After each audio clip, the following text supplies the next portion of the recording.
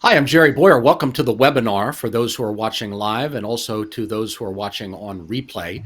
We're talking in this conversation about getting off the sidelines and into the area of proxy voting and corporate engagement. This is a seminar aimed at Christian financial professionals, especially financial advisors. Others are welcome to listen in as well. And this is about how you actually do this in the real world. I meet so many people who say engagement, that's really exciting. I want to do that. And they just don't know how it works. So we have people on this call who they know how it works because they're actually doing it. And in some cases are new to it. We're going to hear from people who've just started doing it recently, and we're going to hear from people who've been doing it for a few years with us now. And these are the forerunners. These are the people first over the wall, and you get a little bloodied when you're the first over the wall, and you learn a lot of things. And I think that the things that they've learned can be helpful to you as well. David Bahnsen just appeared here, so David's getting technologically hooked up. So I'm going to skip over David, and I'm going to go right next to him to Rick Figueroa, who was one of the first people to be involved. We started out, by the way, with this with Blue Trust and Biden Financial and their access portfolios. And around that same time, we also started working with David, who's going to be with us in a second, and with Rick Figueroa at Patron Partners in Houston, Texas. Rick, thanks for being with us today. Great to be here, Jerry. Thanks for asking. So tell us all why you're a financial advisor. You're a successful financial advisor. You're a member of Kingdom Advisors, and that's how we met. How did you decide to get involved with proxy voting and corporate engagement?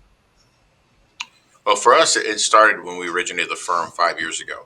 It was about being client centric, right? Rethinking wealth, figuring out how to build a wealth system that is totally focused. And it was the small details. As we wanted to be on the first floor. Why? Because clients don't like elevators. We wanted fees. Our fees wanted to be driven, very transparent. They wanted something that was easy to read. But one of the things that kept coming up is that they felt like they were being pushed by either the financial plan or by Wall Street or by attorneys or CPA. They felt like their lives were being directed from the outside in. And so when we thought about that, and you and I had some conversation about what that meant, for us, it meant, well, what do you believe? That was the question we asked our clients. What are your values and principles? And when you ask a client that, their typical response is, well, if I die, I want my wife to be okay and to have for my kids, my grandkids, or my husband, or whatever. It would be very generic and it would be very routine. I said, no, those aren't principles and values. Those are just common sense. So, what do you believe? And what do you know to be true? And what do you want to use your resources to honor? And they were stunned that that question would come up. And we said, we can do that. And you and I had talked about the opportunity to do that and said, we can push those values and those truths that you know to be true to corporate America. And they didn't believe us. And honestly, I didn't think we believed it either until the process became this huge wall of resistance from every level, whether it was the compliance officer in our own house, whether it was operation in our own house, whether it was the other team members who were just like, is this worth it? Is this going to product differentiate us? And it's become a huge opportunity for us. We've gathered several $1 millions of assets just on the basis that we can offer this service that very few can. So it's been exciting for us. Interesting. So let's talk about that opposition. Why do you think that opposition occurred? I think for three reasons. One is the simple one, which is ignorance.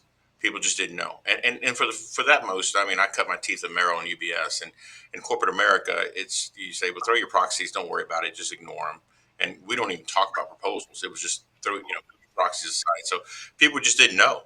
They didn't think it was possible, and it was a blind spot for most people. The second, I think the system really doesn't want input.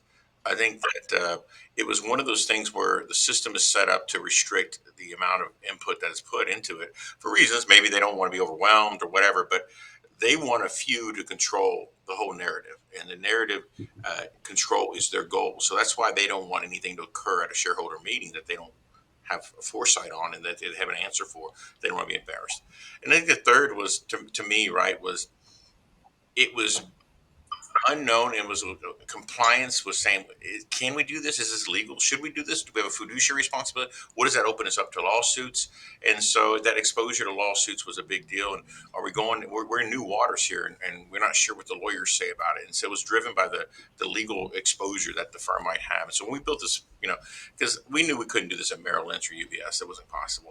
But for me, the awakening was this: I believe that AI is going to change our industry, and that this is going to be a cornerstone for how we manage wealth. It'll be quintessential because the soft tissue issues will be the driving issues in the future. Very interesting. Yeah, I remember a lot of that early discussion with compliance. And look, everyone's had their experience with compliance officers, and you never know whether they're wearing the compliance hat or they're wearing their own personal opinion hat, and you never know when something like "we can't do this" means we can never do this, or "oh, we can't do this unless we change 3 sentences in our ADV," in which case then we can do it. And I think that was the case, right? We can't do that. Why not? Our ADV says we can't. Well, don't you update the ADV every year? Oh yeah. Well, so you could update the ADV that says to write down we can do this, right? So you kind of have to. If you don't drill through that, you don't find out that maybe there's a compliance officer that just really loves DEI, or a compliance officer who just doesn't want to bother to modify the ADV. And then you have to kind of drill in and stick with that a little bit. All right, let's come back to Rick in a bit. David, do we have you on the audio now? Can you hear me? I hear you. Do you hear me? I can. So around the same time that Rick was getting involved, you were getting involved with this, with the proxy voting and the corporate engagement. In your case, I think you in particular really strongly leaned into the engagement proposals, and moved like really rapidly on this. Why did you do that? Well, I think a lot of it, Jerry, was the learning experience and work and going through the process with you. Is I found out what low hanging fruit the shareholder proposals represent, the opportunity to engage some of these companies in conversation. And it gave me a chance through our work with you to test some of my own theories. And that's all they were at the time, were theories. I never believed that the bulk of corporate America was as ideologically committed to some of the insanity we were seeing as they were pretending. It didn't mean that I knew they weren't, but I just prima facie suspected that a lot of it was more Phariseeism and tokenism and to be crass, marketing for a lot of them. They thought that's the way the wind was blowing. And so my belief was that by putting some of this forward, it would give us a chance to engage in conversation and find out who were the real believers and who was just faking it. And boy, did we find out who was just faking it. And I say that as a pleasant surprise. I mean, I was happy to see that I was mostly right, that a lot of these folks were faking it. But also, it gave us a chance in the proposal process, resolution process, and then ongoing engagement to give these companies a permission structure, and in some cases, just an awareness that there's people like us out there. I continue to believe that there are a lot of companies that did not know how many of us there were. And these conversations have been a very useful tool in creating some of that awareness. Well, and it's in some degree understandable they didn't know how many of us there were, because we weren't showing up. They were hearing only from essentially activists who borrowed shares or bought just enough to get involved with the process, and didn't represent genuine investor orientation as opposed to activist orientation. So in terms of your experiment, which company or engagement do you think most vindicated the idea that these companies actually were maybe looking to be released, given permission to not be pursuing all this kind of anti-Christian or anti-religious or left-aligned, kinds of policies? Well, look, I mean, I know our friend Jeremy's on the call here as well. I think that the JP Morgan success story is probably my favorite thus far for a number of reasons. And it's continued to build on it year by year, the ongoing dialogue and conversation, and just the way that whole situation has progressed. I think JP Morgan's been a good story. But even if you just look at ones that didn't ever get as elaborate and as high profile and as multifaceted as our engagement with JP Morgan did, which actually ended up at one point having litigation involved with it and so forth, and certainly a lot of media. But even just some of the kind of generic, we're going to bend or fold on DEI with advertisers.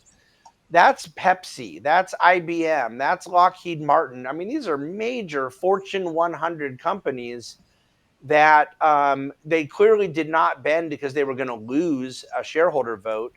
I believe that the awareness that there was a very strong and passionate movement, not merely of people who disagreed with the ideology of some of this left-wing bend or anti-Christian bend or progressive bend, but that we're actually proactively advocating for shareholders, for investors, for the owners of the businesses. And I stand by that belief, Jerry, that the way we did it mattered just as much as what we did, that we were not saying, you guys believe bad things, we believe good things, let's go have this tug of war.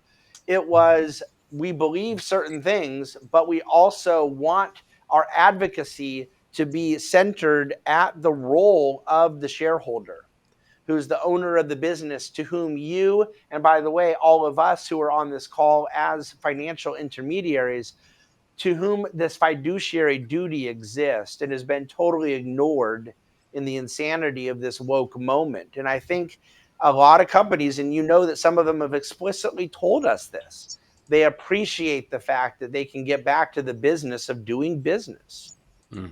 Yeah, that's a very good point. And since you used his name, I hope not in vain, Jeremy Tedesco, I think that you and David might share a favorite engagement story, although there's others as well, which is the largest bank in the world, which had debanked Sam Brownback.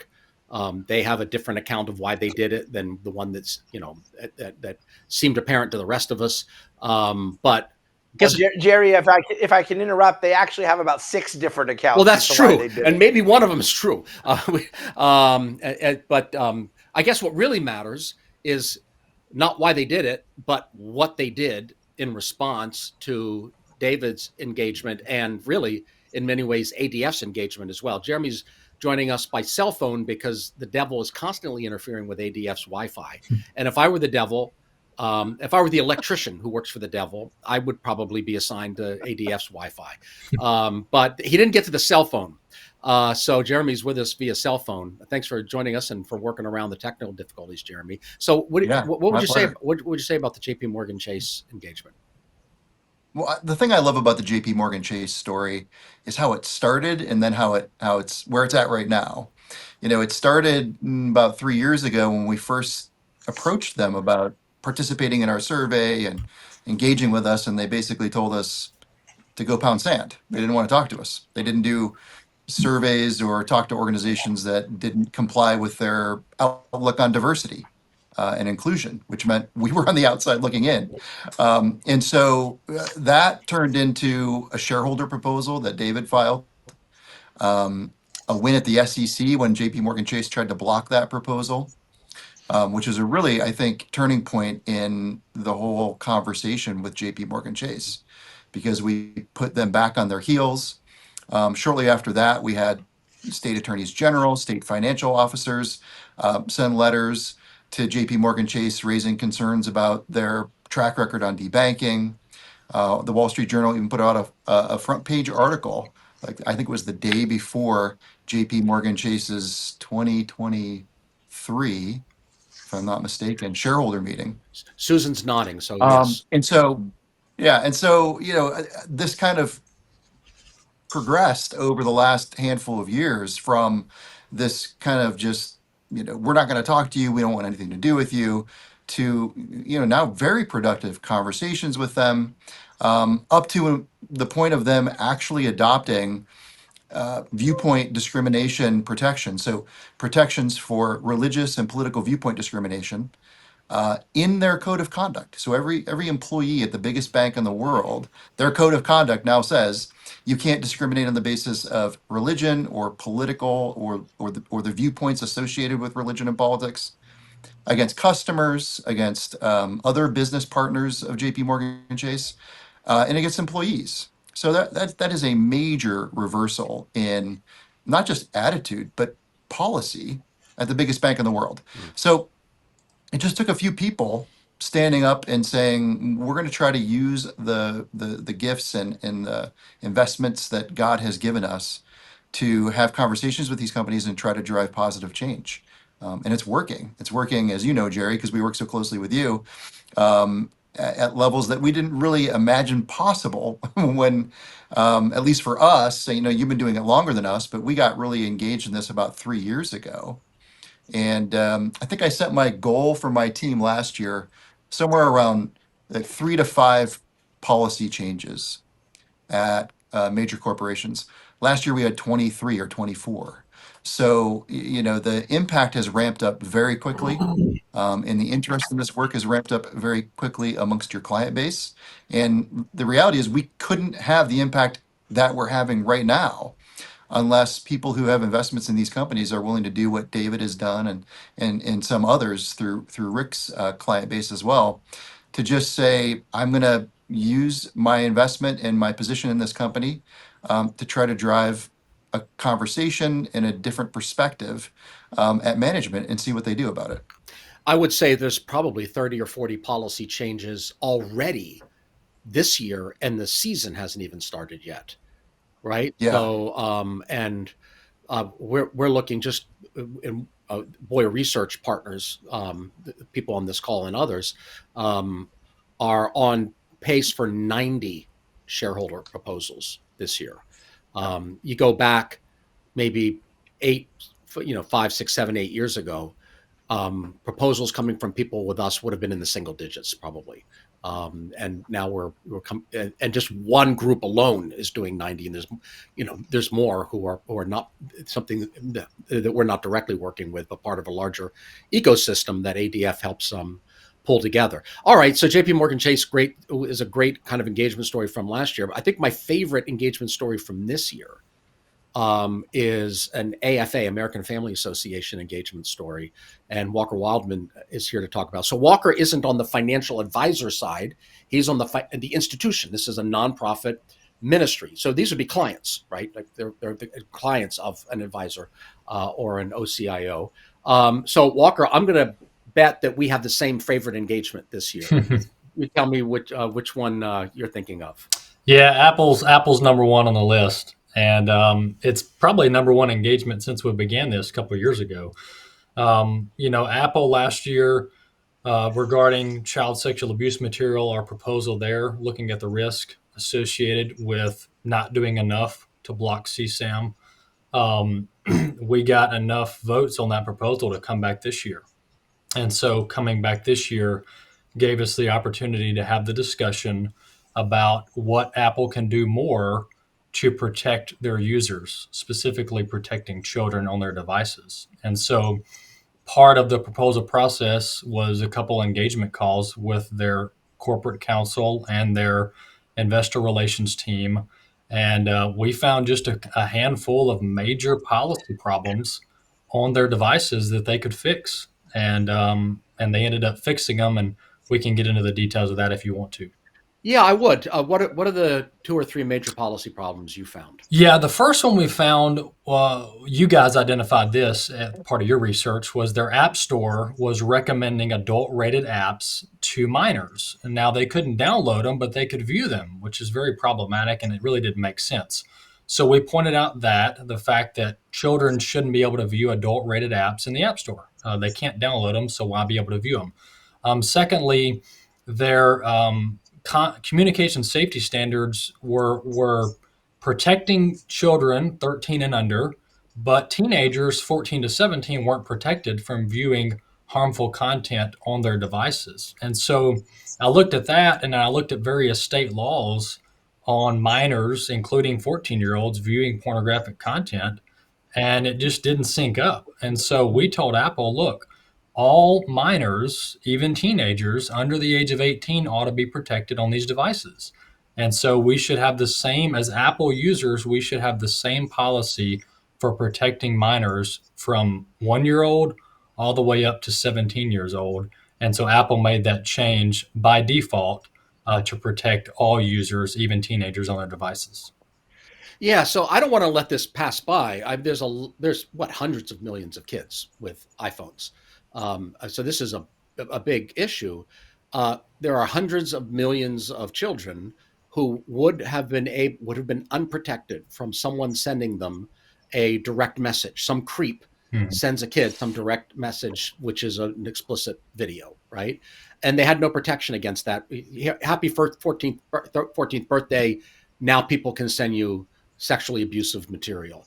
That's blocked unless the parents go in and unblock it. And I mean, I'm not sure the parents know how to turn the blocks on and off, but I doubt there's many parents who are going to like learn the software so they can make sure that that grown-ups can send their kids dirty pictures.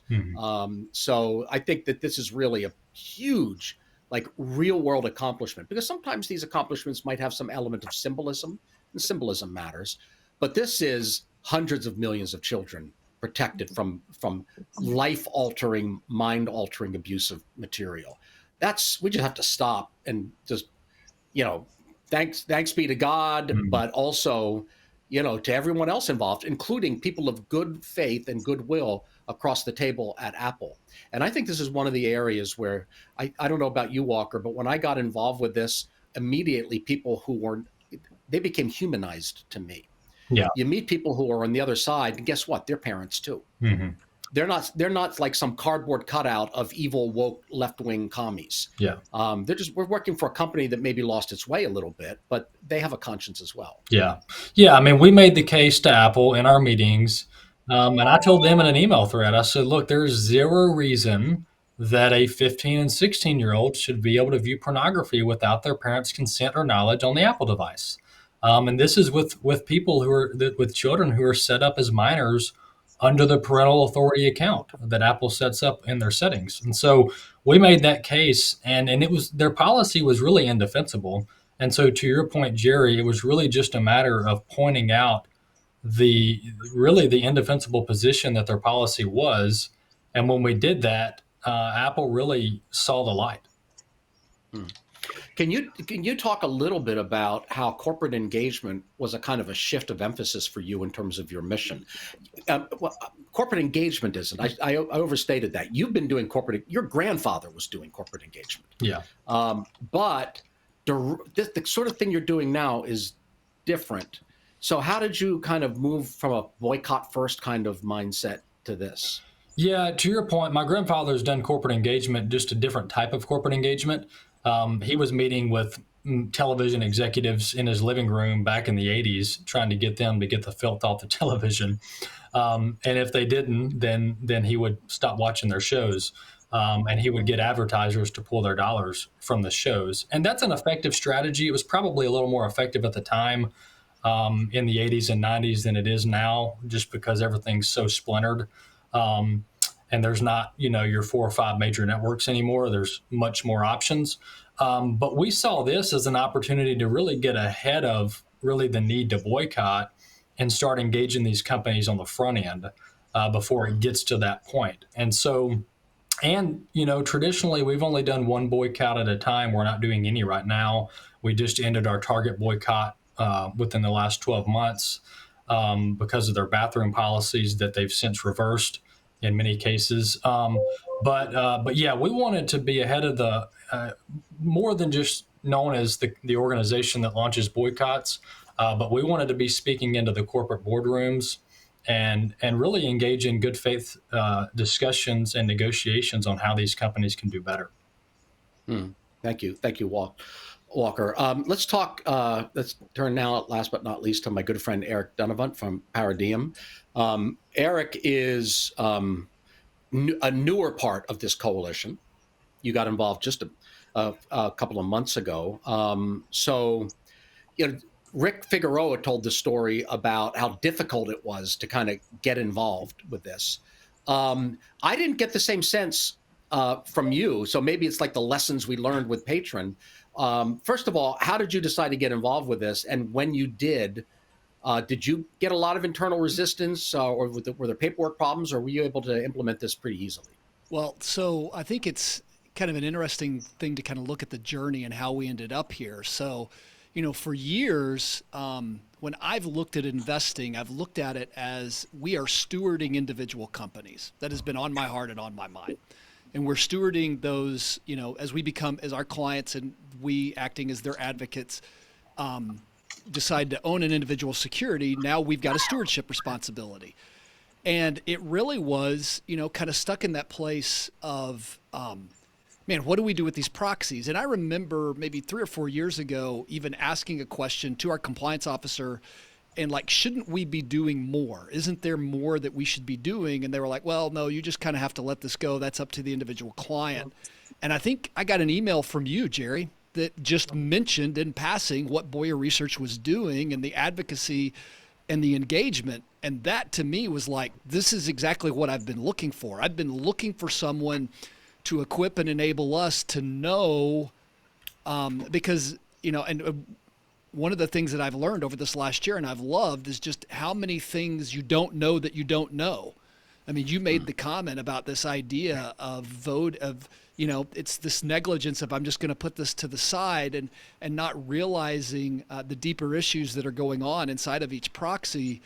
And so we were already being intentional about the companies that we were owning and trying to say, okay, we're looking for individual companies in which we think there's less issues that are going to show up in the proxies. And so we originally hired you and Bowyer Research to be someone to put a second set of eyes and to help us continue to be an advocate. When you asked the question about what we thought, it was more like I just brought it to my compliance department and said, somebody figured this out, so we're going to figure this out. And at the point that we said we were just going to make it happen, there were a couple of hoops we had to jump through, but it was simply maybe my stubbornness and hard-headedness that if somebody else figured this out, then, we're going to move into this.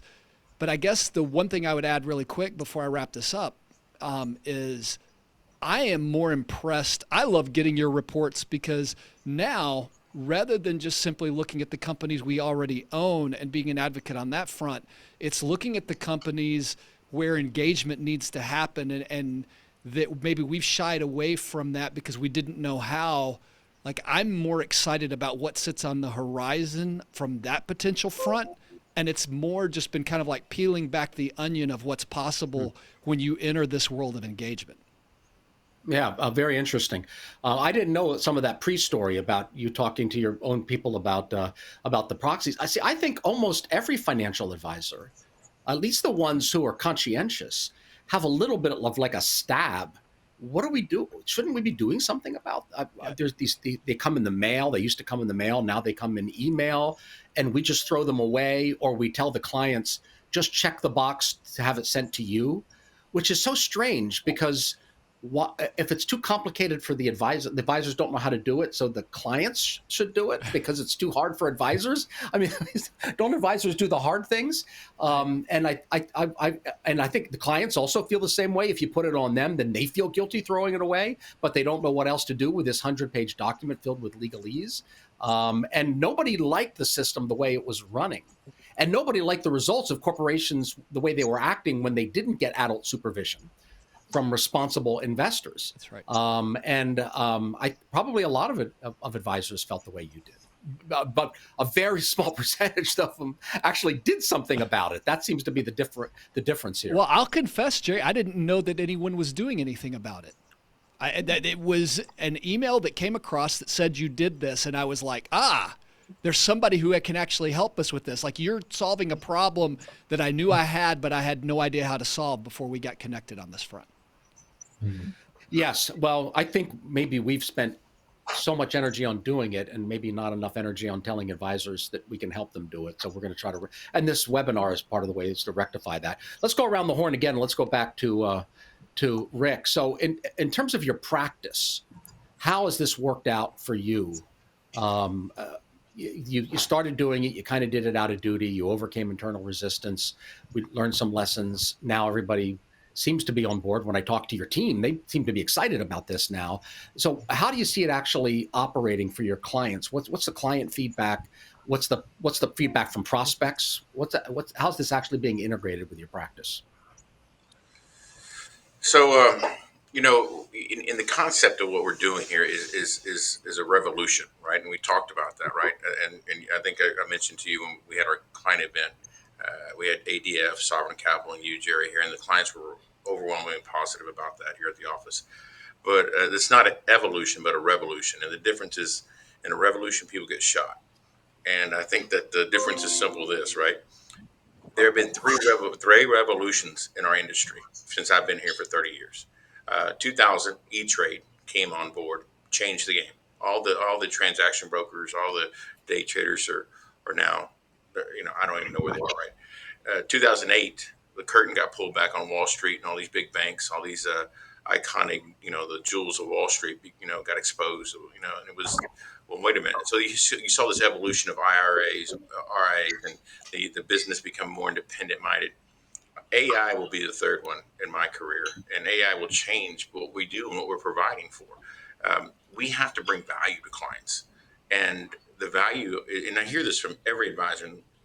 When we meet in reviews, 80% of the conversation is about life, 10 to 20% is about investments. They just want somebody to speak truth to them. They want somebody to be honest and straightforward with them, and then offer them opportunities to bisect that bell curve of expectations that they are predicting in their lives. I'm just going to wait for grandchildren. I made my money at 50, 60 years of age. I'm just going to buy a second home in Boca Raton or do something like that and wait for the retirement healthcare, and then we move on. We decide to say we're going to go from fourth to fifth gear. Most retirees want to go from fourth to third gear. And so for us, we've inspired them. There's a hourglass in every one of our offices, and it goes like this. And why that is because the poem is simply this. What a tragedy that man had to invent the watch, but it had to be invented to drown out the macabre noise of grass growing over our grave. For the watch had to replace the hourglass. For the hourglass is a picture-perfect indication of the finite amount of time that we have here. But the watch is an illusion of perpetuity, right? And it's just an illusion. And so we try to break the illusions that they've been told their whole lives and awaken them. And so this proxy service, this proposal service, is a chance for them to bisect that curve, to do something, continually ride down that Wall Street, index fund curve of just, being quiet and moving on and collecting their dividends and returns. They're able to do something bigger and leverage it more. And so it's been exciting. We've gathered, our largest assets we've ever this year because of this. And people are now coming to me and asking me, other advisors, on how to do this. I know I've referred several advisors to you.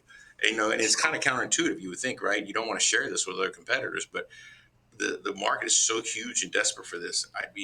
It'd be crazy for me to think that they'd have to go through our firm only. So whatever I can do to help other advisors to do this, I think it's the next revolution. Thank you for that, Rick. So David, how about you, in terms of like how this has affected your practice, how integrated it is, how clients feel about it, are clients thinking about it? How's this integrating for you? Yeah, there's a number of different levels to it. We, first of all, did have to go through, and from the ADV standpoint, we redirected all proxy voting to the guidelines of Bowyer Research. At the time, that was over $7 billion worth of clients. The $1.5 billion that we've added since, it's all now automatic. So all of our clients are at the point of onboarding, signing up for Bowyer Research proxy voting. But we converted the entire legacy book, which was an administrative process, but one that was well worth it, and allowed us to have a lot of conversations with clients about what we were doing and why. And if I can, Jerry, let me say at that point that not every single client is a believer. Not every client has the same socio-political worldview that I do. But a lot of clients with differing points of view still were on board and respected the fact that we were advocating for them as shareholders, and that we were advocating for some of these companies to get out of religion and politics, not to get in it. And so I really believe that these are favorable conversations for us as advisors to have. If they were not favorable, if they were inconvenient and messy, I still believe we have to do it. I think, as you said earlier, we're supposed to do hard things. but I believe that they actually are pragmatically beneficial conversations to have. So we have done the full proxy voting issue. We continue to generate significant shareholder resolutions and proposals. We have over half dozen out right now that are going before companies in preparation for the 2026 shareholder proposal season. And we send very regular communications to clients, a kind of scoreboard of what we're working on, what's going well, what resistance we're running into, and how we're thinking about it.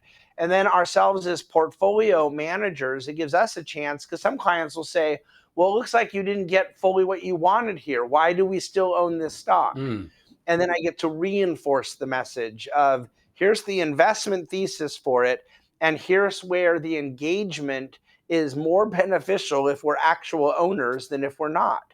And so it allows us to kind of stay in conversation with our clients, and it's really brought in not only billions of dollars of capital to the cause, but hundreds of other people and households that are now bought into this mission.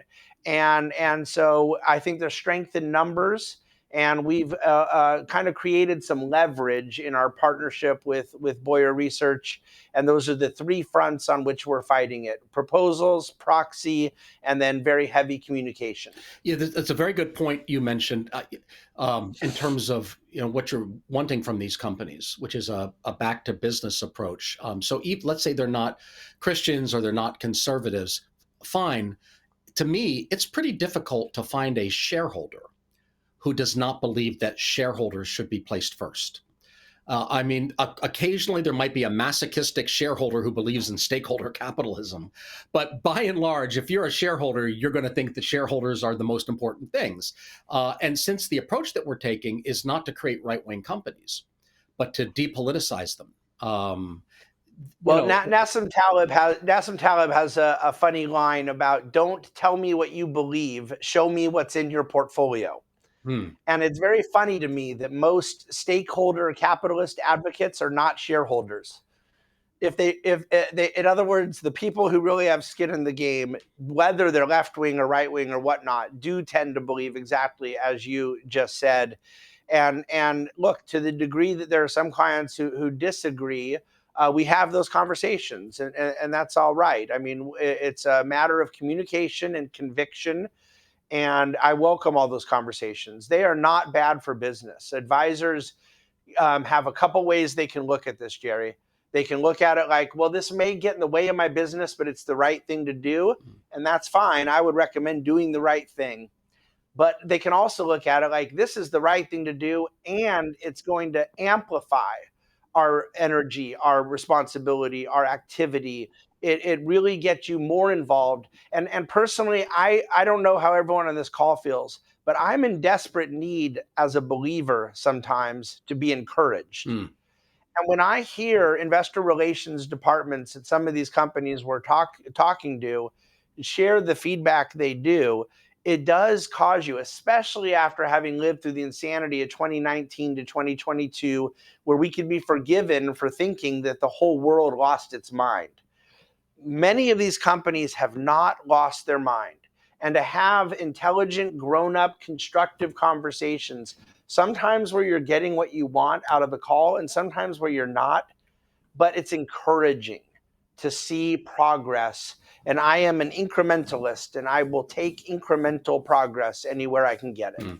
The first engagement we ever did was on behalf of Vidant. It was a Midwest lumber company, and we wrote to them, they didn't write back. And finally I wrote to them and said, why aren't you writing back? And I heard from IR, and he said, first of all, I apologize. He said, the sound that you probably heard from here in, I think, Wisconsin is my jaw hitting the desk, because in 30 years of being in investor relations, nothing has ever come across my email that was worthy of attention, which is why I didn't reply until I finally read your email. Would you meet with our CFO? And Vince Burley from Biden, was willing to meet as well. And then it became, well, can you meet with our CEO? That was so encouraging that was the first thing out of the gate. a little bit discouraging that they were so jaded by what comes through the investor relations email that they tried to unsubscribe without even reading it. But then so much like, wait a minute, you want us to be a better lumber company? You're not trying to get us to do all this other stuff. They're a lot of them are hungry for this reaffirmation, and to have investors who are really investors, encouraging them to do what they already decided their life's calling was to do. In this case, affordable lumber for building houses. That's encouraging to us as well. So since David mentioned this idea of, what are we doing with these companies and what are we asking of them, let's go back to Jeremy Tedesco, because when we go in with these companies, sometimes there's like a default, oh, so you're right wingers who are trying to turn us right wing.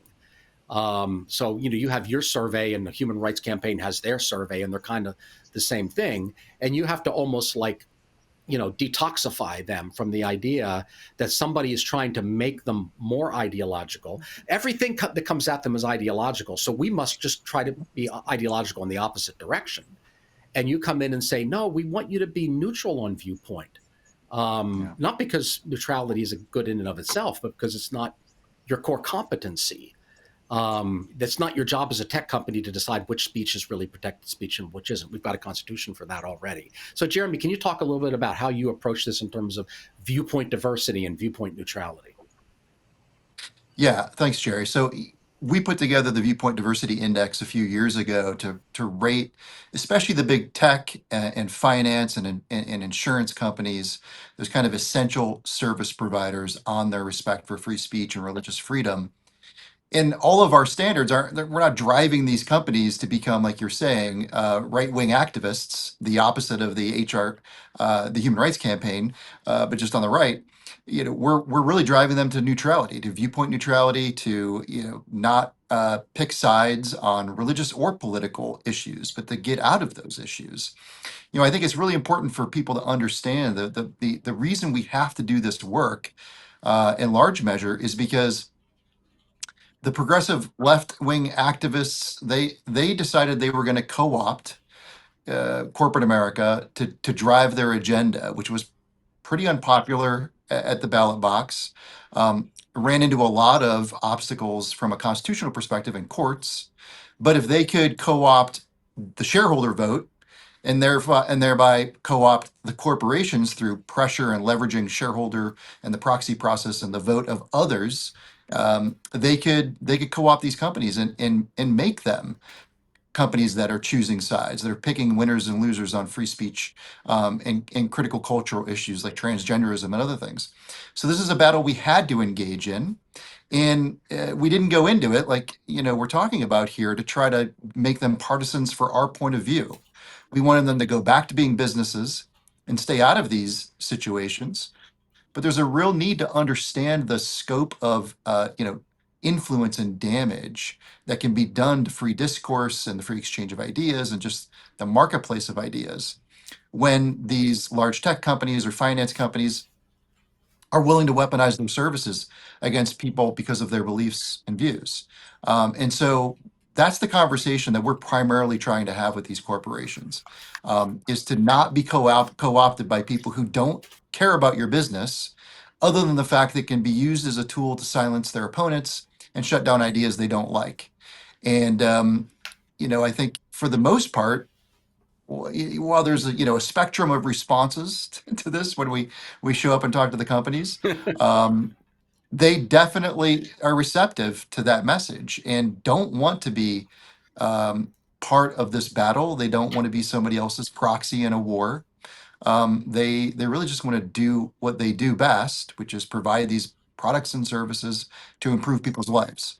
And so it's been really encouraging to see a lot of the positive responses we've gotten from people and companies, and there's still a lot more work to do.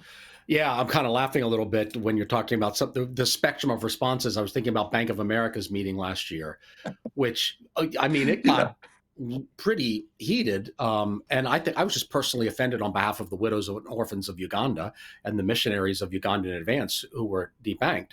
Have you gotten your staff report about the Bank of America meeting yesterday yet? Because I know you had a presence. I have not. Okay. Vibe shift. There was a lot of, wow, really good point. Hey, that's a very reasonable point of view. Hey, that's a really elegant solution. What was the suggestion?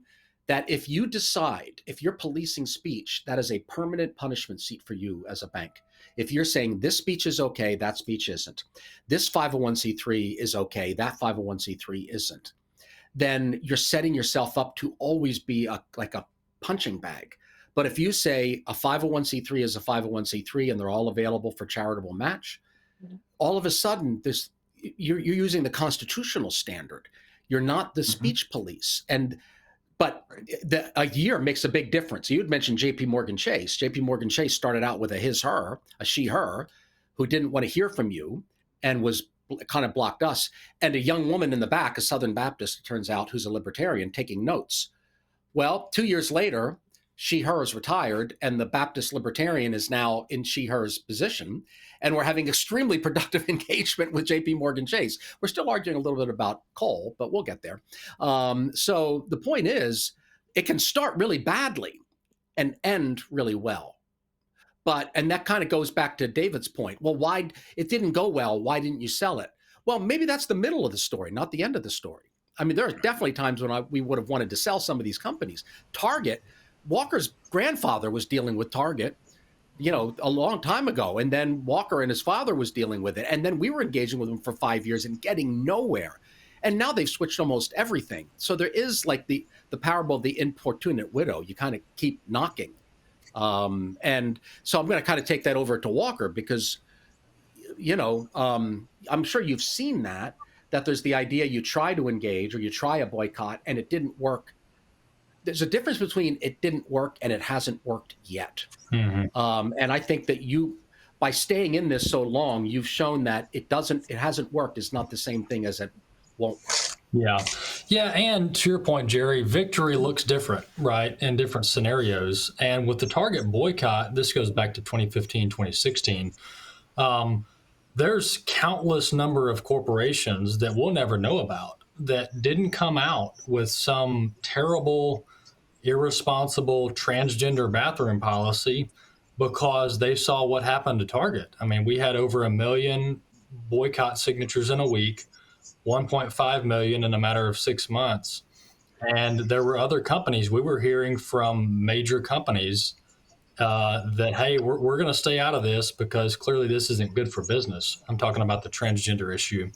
And so, you just don't know what kind of effect you're having that other companies are seeing what's going on in corporate engagement and saying, hey, guys, we may want to keep an eye on this. We may want to stay out of this because clearly it's not good for business. And to everybody's point here about neutrality, it's really not a hard ask. I mean, we're asking companies to focus on their core business functions and focus on their customers. I mean, to me, as an executive or as an IR team member, that's a breath of fresh air. Hey, let's get out of this woke stuff. Let's get out of this, policing politics stuff. And let's just focus on what makes the company money and what makes the shareholders money. And that really simplifies their core focus. To me, it's a breath of fresh air. And some of these executives, that's what they want to hear. And I think you're a great example of the sticking with it principle. And so I think I think Christians kind of got into a zone of almost despair, maybe about corporate America, maybe peaking around 2021, basically to the point where a lot of them started to question capitalism. If corporations can do this, capitalism must be bad, as opposed to, well, we didn't actually do capitalism because part of capitalism is shareholders using their vote. So capitalism works like democracy when you participate and do it the right way. So let's go back to Eric on this. Your approach, thinking about your book, was in the Bistro with Bob. What's the title again? At the Bistro with Bob. At the Bistro with Bob. So Bob taught you to think as an owner, as opposed to just a shareholder or an investor. So how does the idea of being an owner, so someone would say, well, what's the difference? They don't see the difference, and that's part of the problem. Okay. So how would you explain the difference between an owner and an investor or shareholder, and how that affects the decision for you to be involved with proxy voting and to some degree corporate engagement? Well, I feel like I'm going to probably just repeat all the great comments that have already been made. It's that if you're a business and you're an owner, then what you want to do is fundamentally do the business and do the calling that you came into, that God put on your heart from the very beginning inside of your DNA of why you opened the doors to begin with. And it's getting back to the core competency and simply operating in that space of doing the business. You know, when I've taught to people, I just pretty much simplified is if we're in the business of making widgets, then let's focus on making widgets. Why are we worried about all these other policies and all these other distractions? And as I've talked to clients about the importance of us being involved in this proxy voting and this, you know, the research that you are doing, is all we're asking businesses to do is to go back to their core competency, to make that their focus, because everything else is a distraction from the calling of why they're in business. And the reason that we want to partner with them as an owner is because of how good we believe they are at doing that business. And so in one sense, what I love about what this is it's actually championing the business for the business sake. And that, what could be more important than that? Very interesting. Right. I mean, they all decided, like we talked to Bank of America yesterday, we talked to NVIDIA. The people who work for Bank of America presumably they want to be bankers. The people who work for NVIDIA presumably want to be chip makers. So to free them from the almost like left-wing Pharisaism of everything they do has to have some sustainability dust or some DEI dust or some social justice dust. Everything has to, otherwise it's not okay to be a banker. That's not enough. It's not okay to be a chip maker. That's not enough. There has to be some greater social purpose. And it takes them away from what presumably they want. Now, I admit there might be some people working in HR or DEI. They really don't want to be bankers, right? It's like, well, maybe they could be moved to a job outside of the bank. You know, there's plenty of left-wing foundations they could work for, but they don't really belong there. So you're basically, it's so different than the traditional Christian conversation, which focuses on screening, because that's about shunning. And this is about affirming. That's right. Right? So, David, I mean, your books, your career, you're affirming capitalism. You're affirming shareholder capitalism. You set a tone with this because not all engagement is like this. I've seen some other people in the engagement space. They have their role in it, where they'll put out, an email. Hey, I asked a question of Tim Cook at Apple, and it tripped him up, and he looked like a fool. We won. It's like, that's not winning. We're not trying to make them look like fools. We're trying to. Apple's a great company. We love it. That's why we're invested in it. We don't like the dirty pictures to kids. Walker didn't like that, but they're invested in Apple, so they want the company to do well in terms of performance. So, David, I think the thing about this is you get to affirm their calling. You get to affirm capitalism by doing this. It's a pro thing more than it's an anti thing. You see what I'm driving at? David, I think you're frozen. I don't hear David. I don't know. Can anyone else hear David? No. Oh, right. So let's go back. All right, let's go back to Rick Figueroa. Basically, the same idea that this is not sometimes a little bit of confrontation, but this is generally an affirming thing to companies. And I think, go ahead. You say the word capitalism, and I get that, right? But truth transcends time, in my opinion. The right thing is the right thing. I mean, one of the great quotes, one of my clients who looks, like the stereotypical mom who's just trying to raise her kid, do the right thing. Great lady. She told me, right, when I have to, because you have to call the client, notify them. She said, Rick, you never have to ask me to do the right thing. Just do the right thing. And I think that common sense, we call it capitalism. These are biblical principles that have transcended time, right? To work hard, to deliver what you promise, to give a product of excellence, to represent you. And I think that these common sense approaches are they're a perfume that is so familiar, and shareholders are like, yes, and yeah, don't be antagonistic when not necessary, right? Be receptive, but be innovative, be creative, be missional.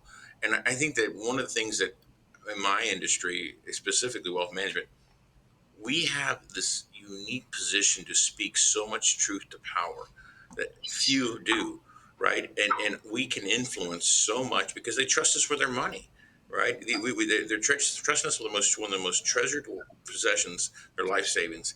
and to be honest and to be straightforward and to bring some sort of semblance and to push that narrative up towards the corporate America is such a, I think it's such a biblical, not even a capitalistic point of view. It's a biblical point of view, and a grassroots approach is going to change, I think, corporate America, and it's going to, because again, it's going to make money, right? I mean, we're doing this, and people talk about how much assets we've gathered. I know David mentioned that because it's profitable, because it's the right thing to do, and people resonate with it, and they want to be part of that process. They want to be part of that honest dialogue, truthful speaking to their investments, and to be able to say, yes, we haven't lost our mind. I think insanity has been the flavor of the day. I think I mentioned the god of narcissism, the god of relativism had collided in our world, right? What's right for you is right for you. What's right for me is right for me. Well, that's not true. That's an opinion, right? And then the god of relativism, where, I mean, the narcissism, where it's about me, and looking beyond the self is such a energy giving. And so I think that we're at a very tipping point, if you will. Rick, I don't think people have a great sense of how it actually is operating in your practice, because it's a really cool story. In that, generally, this isn't you doing it. Your clients, I mean, you've got a bunch of retired ladies, high net worth retired ladies, who now are having like this fun experience where they are proponents. You mentioned one of them. She's a proponent in Disney and Meta, and these ladies are saying, well, I can do it. I heard that Dana did this. Can I do it too? And so you've got all these clients who, it's a little bit like the painting the fence white, you know, the Tom Sawyer story, where you've got these clients who are now saying, hey, I heard that one of your other clients did this. Am I allowed to do it too? Where they're like pressing in, wanting to be shareholder proponents. It's like almost like an experience, like a fun experience for them. Can you talk about that a little bit? Yeah, I think one of the most powerful forces of nature is a mama bear. I mean, those things, a mama bear can move a lot of things, and because the intensity and the passion. And so we have tapped into that a little bit with our clients, and they have pressed us. They have pressed us to do more. They have pressed us to engage more. They have pushed the narrative out to their other influences, and they've told us, "Hey, look, look what my advisor's doing." And they're these clients have never bragged about my return. And I get it. I mean, these mama bears have never said, my advisor got me 15%. My advisor, but they are bragging about me and this firm about how we're doing this, because they're so excited about the impact I can offer that is so unique. And so I know that talked about going to the Aggie Moms meeting that Dana wants to get you set up for, but yeah, they are, and they just see the genuineness and the authenticity and something good in a world that has a depravity that is at the highest level. They see something good. And again, it's not about a crusade of, I want a Bible study in every company that I own. It's a common sense, straightforward approach that we use capitalism. I say it's biblical principles that transcend time. So tomato for me. Yeah, maybe it's the same thing. So do we have David back? All right, let's go to Jeremy Tedesco, because I think that people maybe don't understand how much ADF is involved with this. So there's a team, right? So there's a financial advisor like Rick or David or Blue Trust, working with Vidant, or Eric Dunavant, or you have the nonprofit, the foundation, like AFA or Heritage Foundation or whatever. We've got Bowyer Research, paperwork, project management, and then you've got the super lawyers at ADF, 74 Supreme Court cases, wins, sitting there in the room.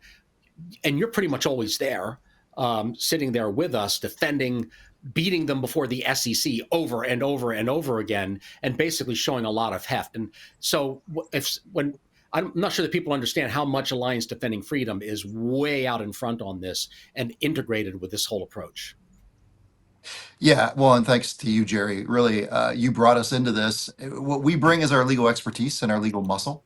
The shareholder proxy process is heavily regulated by SEC regulations, especially, but Delaware law as well. And so, the companies go out and hire some of the most powerful law firms in the world to combat these, mom and pop shareholders' proposals.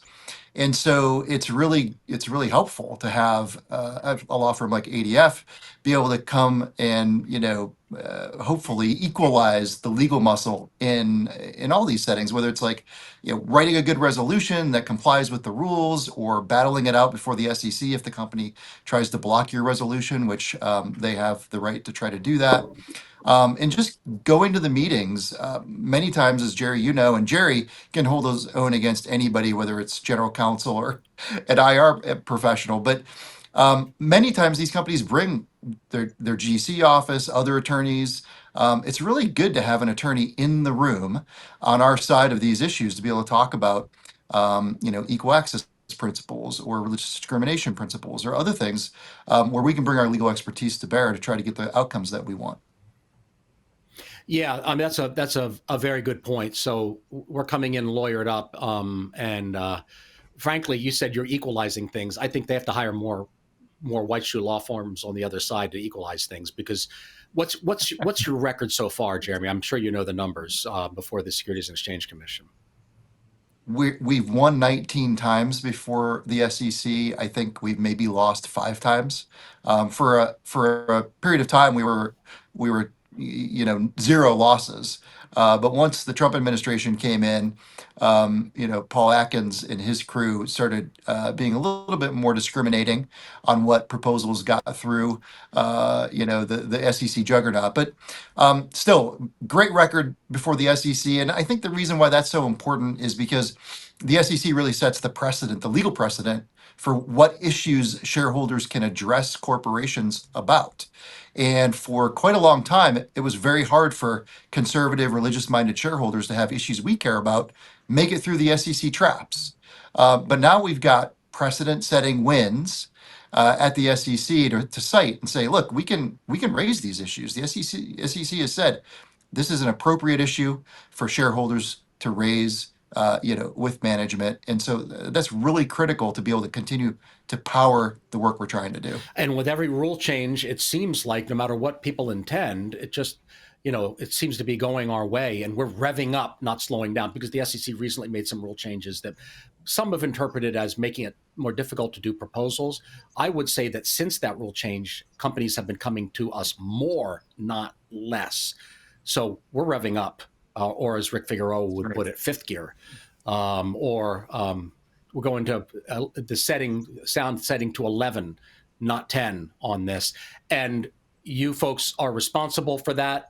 The folks who've been doing it with us for years, folks like Eric Dunavant, who are coming on board recently, and those of you who are listening to us now who think we might want to get off the sidelines now, because I would say this is the time to get off the sidelines. You want to be part of something that's winning. Well, this is winning. And this is earlier would have been better, but it's never too late. What did Dana say to you, Rick? It's never too late. You don't have to ask me twice to do the right thing. I think this is the right thing, and I hope you'll join us.